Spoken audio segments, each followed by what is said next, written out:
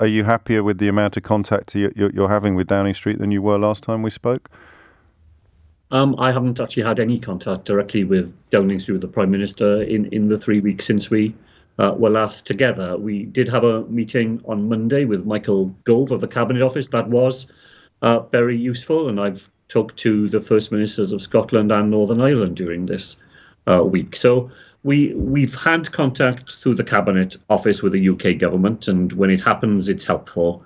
Downing Street itself, no, I've not heard. I've not had a discussion, a meeting with the Prime Minister, I think, since the 28th of May. Crikey. And finally, First Minister, what are you doing with regard to face coverings, face masks? Well, our Chief Medical Officer here is on the sceptical end of the spectrum with face coverings.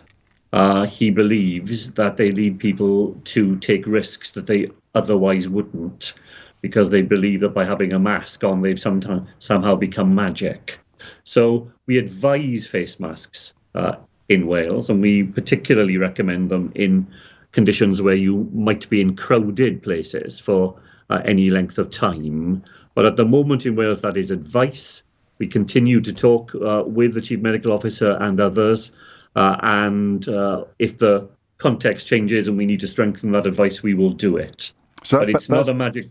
Behavioural science rather than medical science that your Chief Medical Officer is leaning towards there.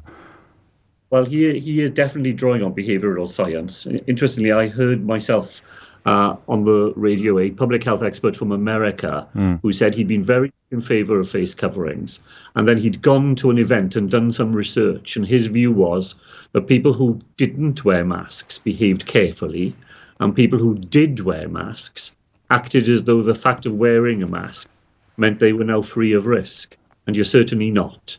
But we continue to keep it under review all the time, James, and if the advice changes and we need to do more, we will do more. We see people doing it spontaneously in any case.